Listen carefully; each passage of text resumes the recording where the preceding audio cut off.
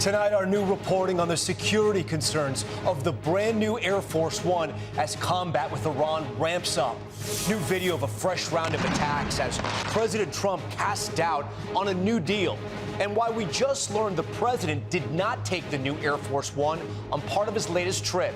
Plus the mystery renovations at the White House, the scaffolding and tarp going up today, what the president is renovating now. New revelations in the Charlie Kirk murder case, the video of the suspect's roommate telling prosecutors Tyler Robinson admitted to the killing and never before seen images of the rifle allegedly used in the assassination. Inside the chaotic race to replace Senate candidate Graham Plattner, who just ended his campaign. The candidates jumping in, and we'll show you how one is even repurposing his old campaign signs from a past election. Dangerous flash floods on the move, powerful storms putting millions at risk, flight delays and cancellations piling up across the East Coast. Deadly shoe factory fire, dozens killed as this building goes up in flames. Workers fleeing to the rooftop, one clinging to the building. The college athlete found dead after a July 4th party on a remote island. His parents now demanding answers. What could be the last photo of him before his death? Brooklyn Bridge rescue, dramatic video as the NYPD climbs 100 feet up to save a woman's life. Flaming propane arson attack, a man lighting a business on fire, the officers rushing in to put out the flames. Disturbing video capturing a suspect hurling a Molotov cocktail at houses of worship. Nightly News starts right now. This is NBC Nightly News with Tom Llamas. And good evening. It's great to be with you tonight. We want to start with the new questions about the new Air Force One, a controversial gift from the Qatari government that the president was advised not to fly in for part of his overseas trip this week. Sources telling NBC News the plane does not have all available defensive capabilities in a growing threat environment as the U.S. and Iran intensified their attacks, raising fears that we could go back to all-out war. This was the scene in an Iranian port city as U.S. officials tell NBC News the U.S. has not launched new strikes on Iran since last night, but that the U.S. has been shooting down Iranian drones and missiles. It comes as the situation in the Middle East threatens to spiral out of control, while back home we're tracking what could be another major renovation at the White House. Look at this giant tarp being draped over the scaffolding there today. We have new details tonight on what is being done behind that tarp. Our Kelly O'Donnell is there at the White House covering it all for us tonight. Fire and fear. New video shows a fresh round of U.S. strikes on Iran after Iran's recent attacks on commercial ships in the Strait of Hormuz. We just hit them very hard, and I say we hit them 20-1. Every time they hit us, we're going to hit them 20. The return to fighting after the president claimed for months that Iran was ready to deal. But now, new doubt. I just don't know if they're worthy of making a deal. I don't know that they're going to honor the deal. That's the problem. Heightened tensions prompted a very visible security change involving that new luxury version of Air Force One. Two sources say the Secret Service recommended that Mr. Trump not fly the commercial plane gifted by Qatar as he departed Turkey Wednesday, as a precaution, not due to a specific threat. The White House said the new plane has been fitted with high-level security protocols. However, sources familiar with the aircraft say it does not have all of the defensive capabilities built into the older military-grade presidential plane. Tonight, the president back at the White House, where more construction is underway. The White House entrance obscured by scaffolding and a new tarp with an image of the columns.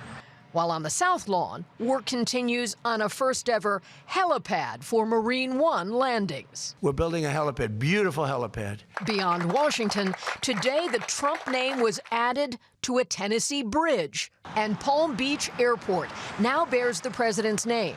The new airport code, soon to be his initials, DJT.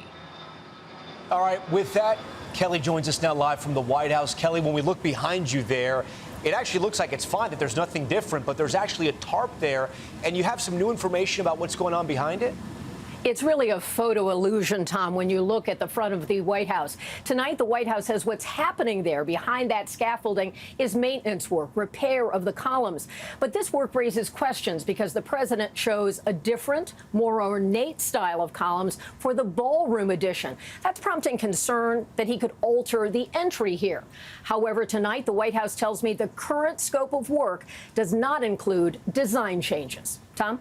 Okay, Kelly O'Donnell with that new reporting. Kelly, thank you. Now to a volatile weather situation we're tracking across the eastern seaboard.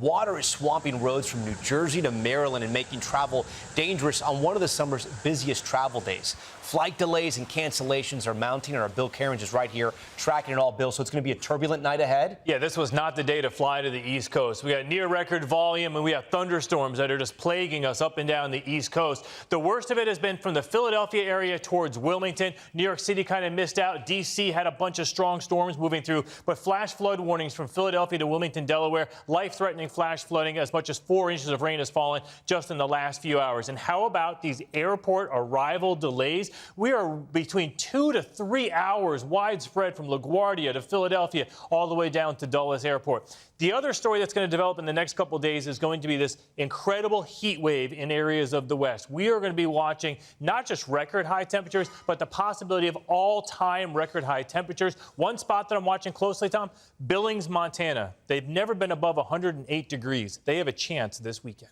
Higher than 108. Yes. That's incredible. All right, Bill Cairns, we thank you for that. We're going to turn now to dramatic moments today in a Utah court in the case of the man accused of assassinating political activist Charlie Kirk. Never before seen photos of the alleged weapon and what the suspect's former roommate in a recorded interview revealed. Here's Camila Bernal. Relaxing. For the first time, we're hearing from the former roommate of Tyler Robinson, the man accused of killing Charlie Kirk. I started crying a little bit and said he wishes he hadn't done it. This moment from a previously recorded interview is part of what prosecutors consider a confession Robinson made to his then roommate and romantic partner, Lance Twiggs. The video shown today at a hearing in Utah, along with messages they exchanged the day of the September 2025 shooting. So this would have been from Tyler. It says, drop what you're doing, look under your keyboard.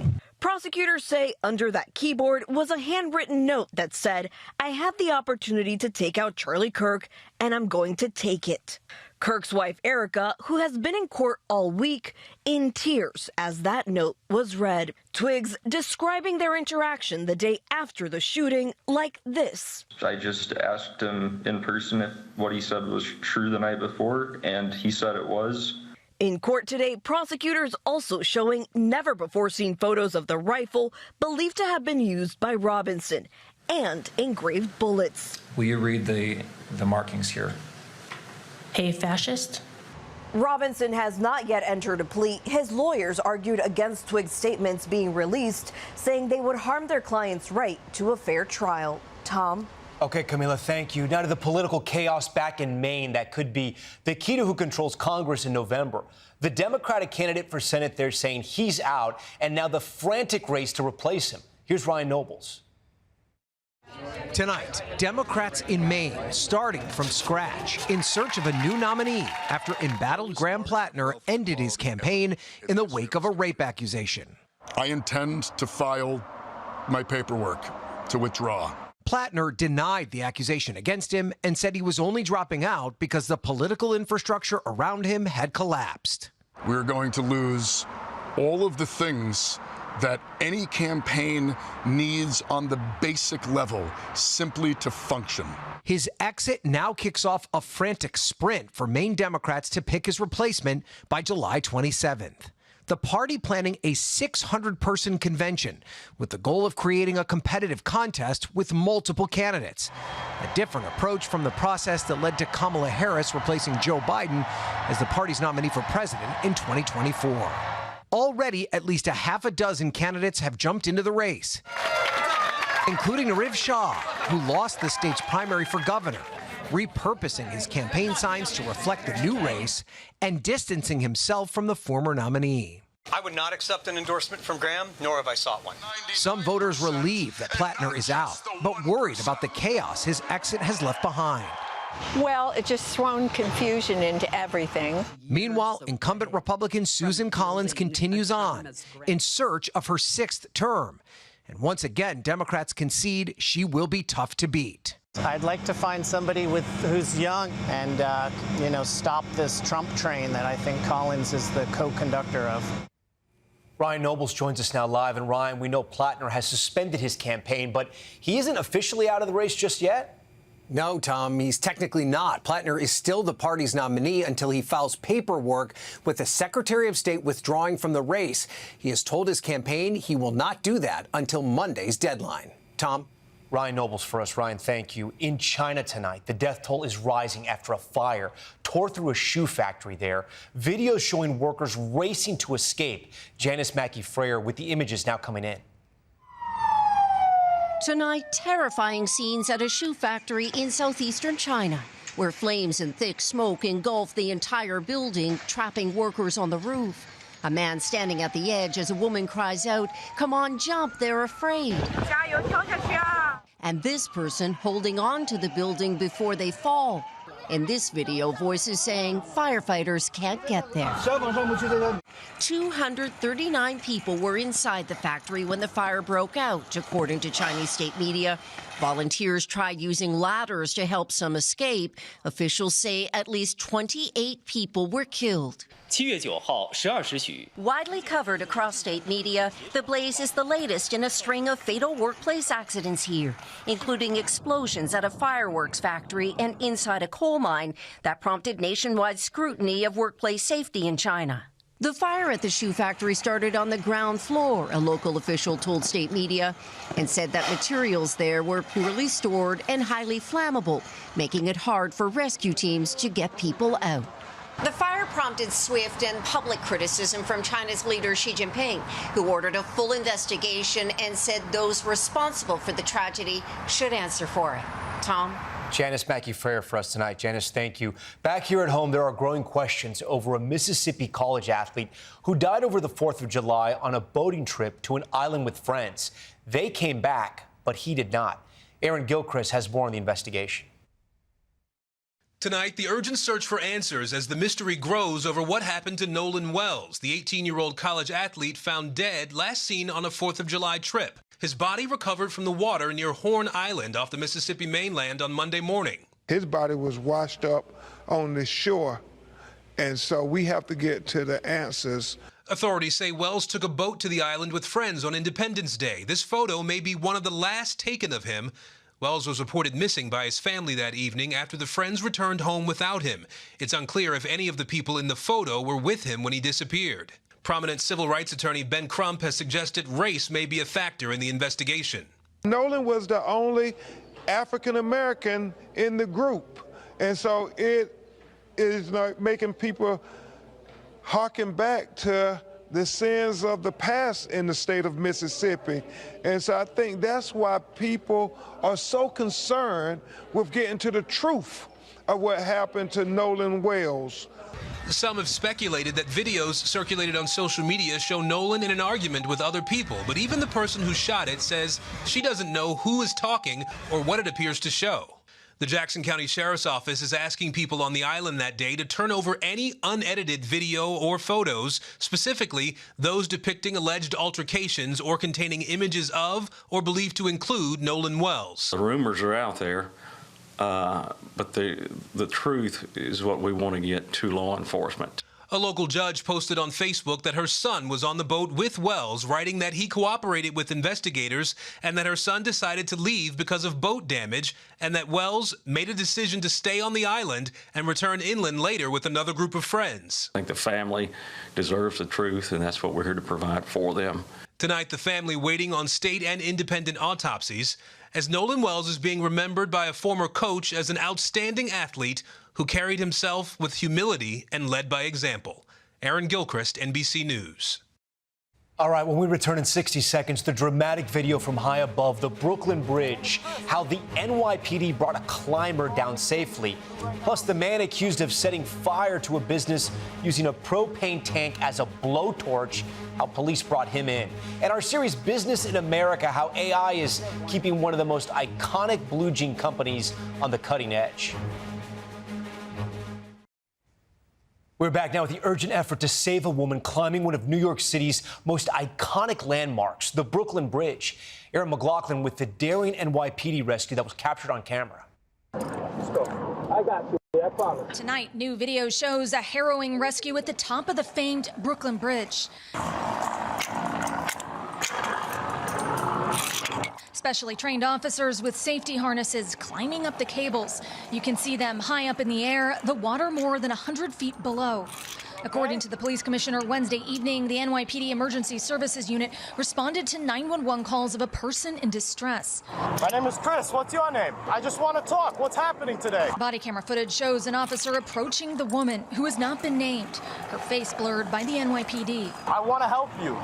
That's why I'm up here right now. I genuinely care. I do.